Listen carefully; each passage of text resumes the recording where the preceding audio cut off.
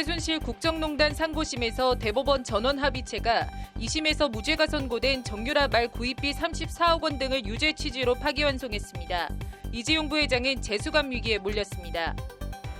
대법원 판결에 대해 윤석열 검찰총장은 국정농단 중대한 불법 확인에 큰 의미가 있다며 입장을 밝혔습니다. 이재용 부회장 측은 아쉽다며 파기환송심에서 법리 다툼을 예고했습니다. 국회 정치개혁특별위원회가 전체 회의를 열고 연동형 비례대표제 도입을 골자로 하는 선거법 개정안을 의결했습니다. 자유한국당은 날치기 폭거라며 강하게 반발하고 있습니다. 직장 내 불륜을 이유로 해임당한 청와대 경호처 직원이 해임 처분 취소 소송 1심에서 승소했습니다. 법원은 불륜을 저질렀다고 공무원의 성실 의무를 위반한 것은 아니라고 판결했습니다.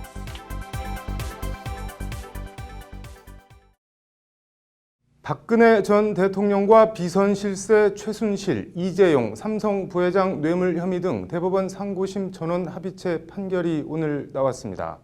이 부회장에 대해 2심에서 무죄 선고가 났던 정유라 말 구입비 34억 원과 동계 스포츠 영재센터 16억 지원 등을 뇌물로 판단해 재판을 다시 하라는 판결입니다. 대법원 전원합의체 취지로 파기환송심을 거쳐 판결이 확정되면 이재용 부회장은 재수감을 피하기 힘들 것으로 보입니다. 심층 리포트 김태현 기자가 판결 내용 자세히 전해드리겠습니다.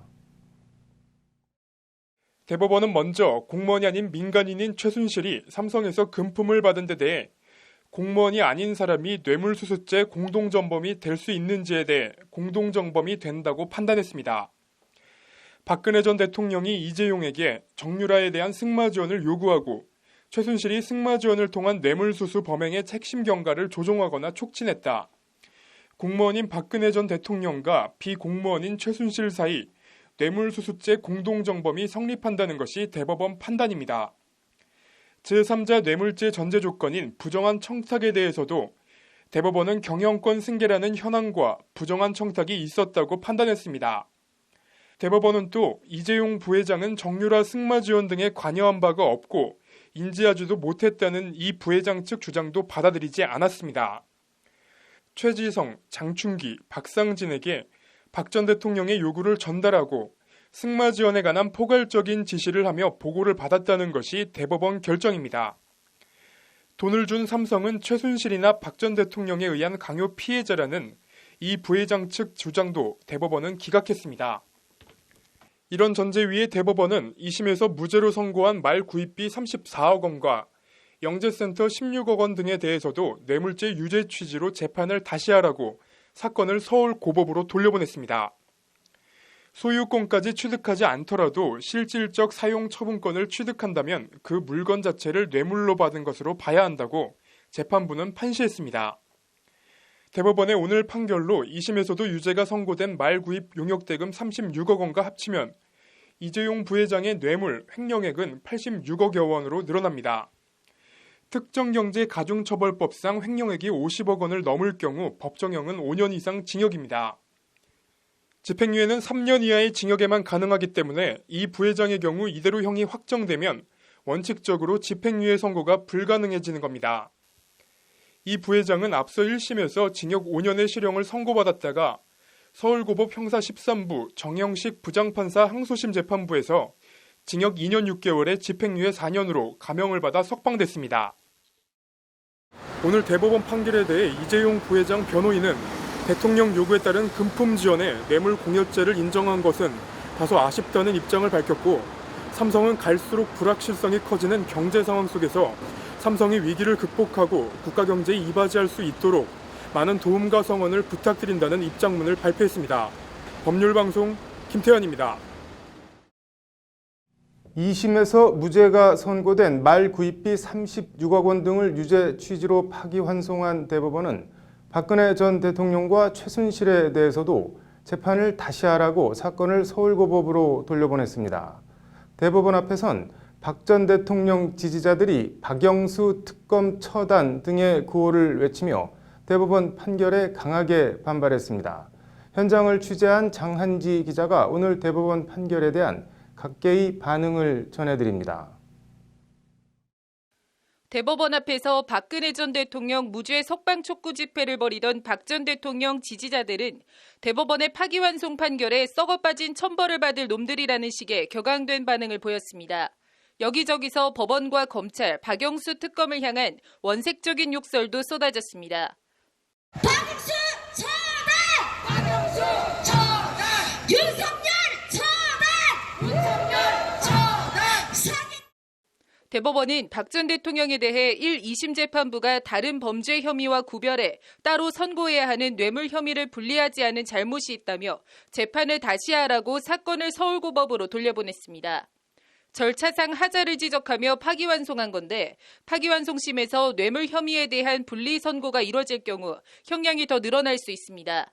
앞서 2심은 박 전 대통령에 대해 징역 25년에 벌금 200억 원을 선고한 바 있습니다. 박 전 대통령 나이를 감안하면 특사로 풀려나지 않는 한 사실상 종신형에 가깝습니다.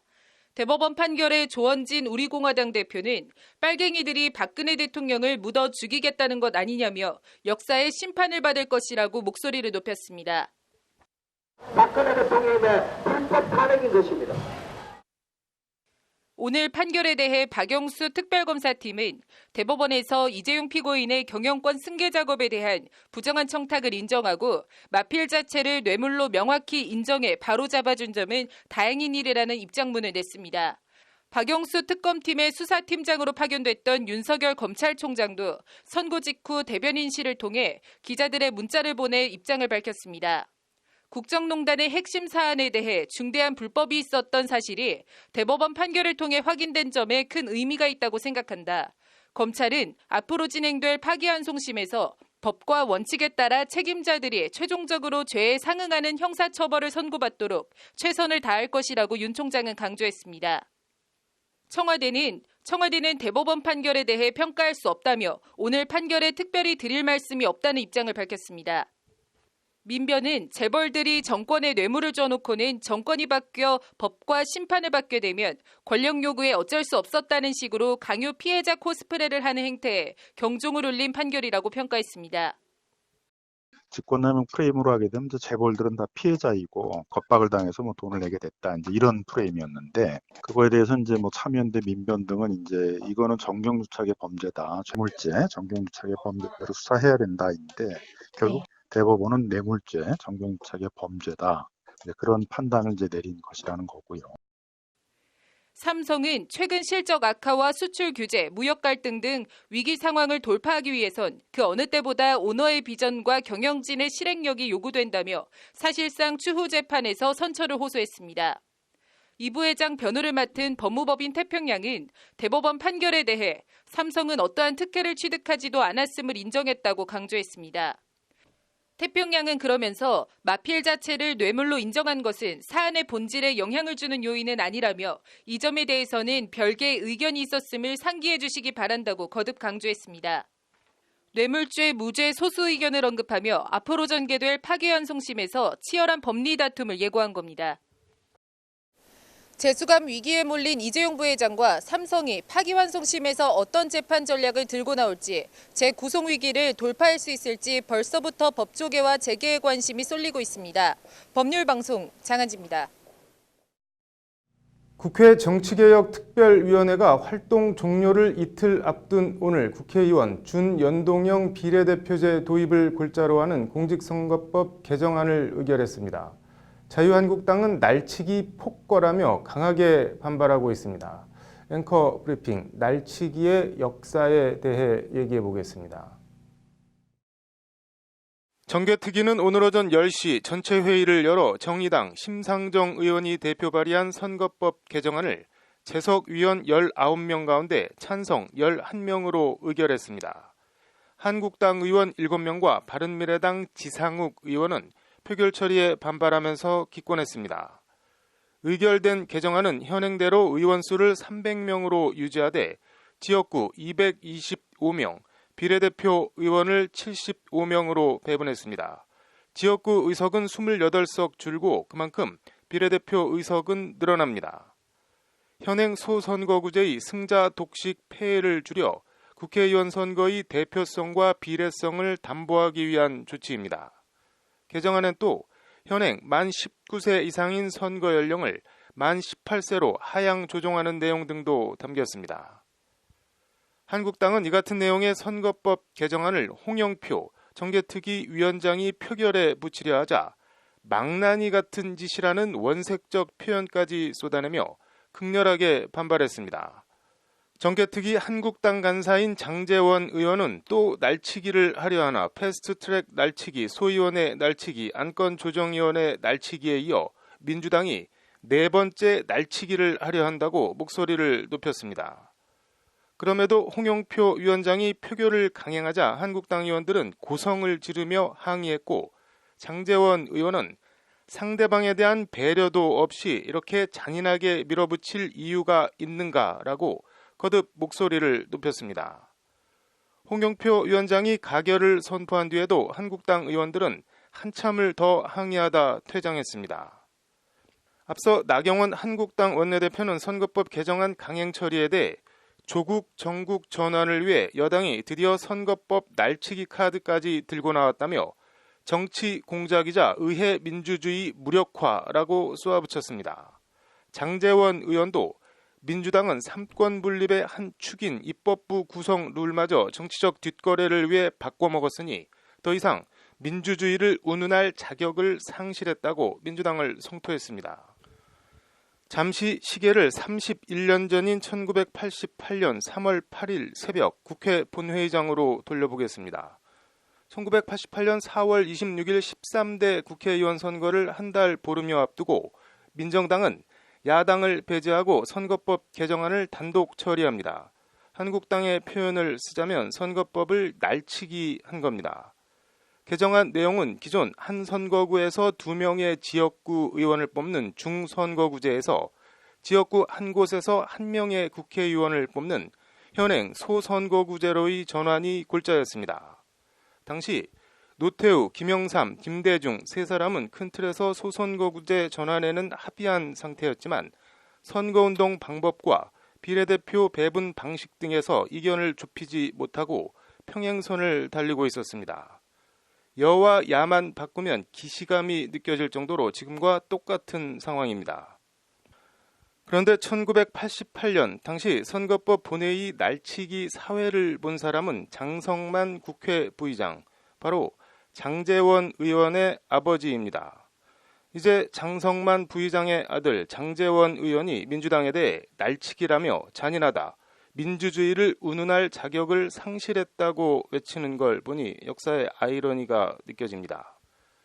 사실 대한민국 정치사에서 선거법 개정은 쿠데타 세력들이 임의로 개정하거나 여야 합의로 처리된 경우가 사실상 없는 말 그대로 날치기 흑역사였습니다. 그렇게 1988년 도입된 소선거구제는 그동안 지역주의 강화와 승자 독식에 따른 여러 부작용과 폐해에도 제1당과 제2당, 거대 양당의 암묵적 야합 속에 질기게 생명을 유지해왔습니다.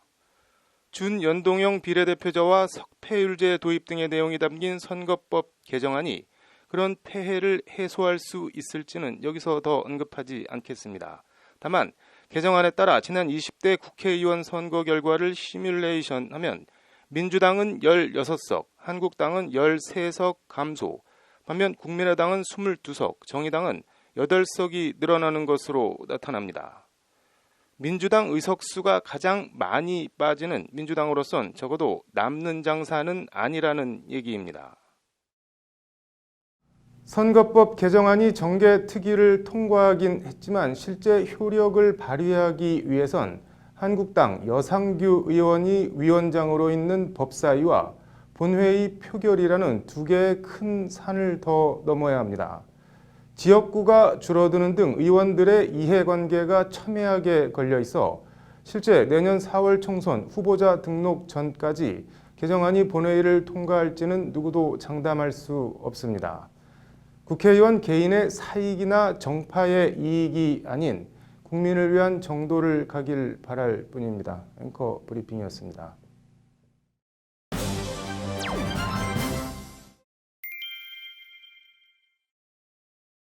대통령을 지근거리에서 경호하는 청와대 경호처 직원이 직장 내에서 수년간 불륜 관계를 맺어왔습니다. 이에 청와대가 해당 불륜 직원을 해임하자 이에 불복한 직원이 소송을 냈습니다. 법원 판결이 어떻게 나왔을까요?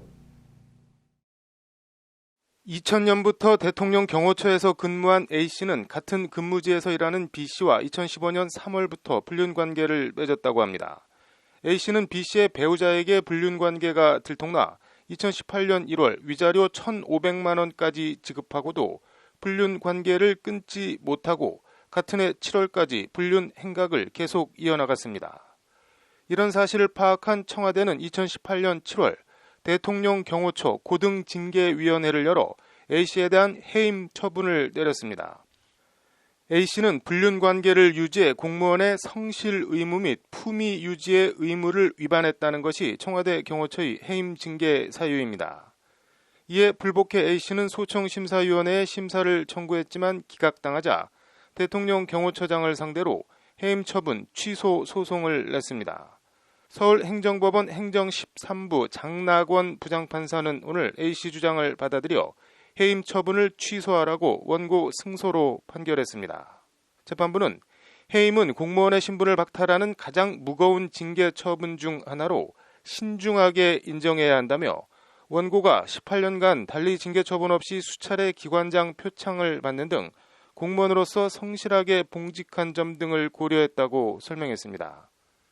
재판부는 특히 대통령 경호처가 징계 사유로 든 성실 의무 위반에 대해서 불륜 관계는 민법상 불법 행위로 A씨가 공무원으로서 보유한 지위와 관련 없는 법령과 법률 관계에 해당한다며 불륜을 저질렀다고 성실 의무를 위반한 것으로 봐 징계할 수는 없다고 판시했습니다. 오늘 판결은 불륜이 공무원의 품위 유지 의무 위반엔 해당하지만 불륜과는 상관없이 열심히 근무했고 능력을 인정받아 높은 직무평가를 받았다면 성실 의무 위반으로 공무원을 해임할 수 없다는 취지의 판결입니다. 직장 내 불륜은 불륜이고 업무 능력은 능력이다. 바람은 바람이고 일은 일이다. 어떻게 생각하시는지 궁금합니다. 판결로 보는 세상이었습니다. 네, 오늘 준비한 소식은 여기까지입니다. 시청해 주셔서 감사합니다.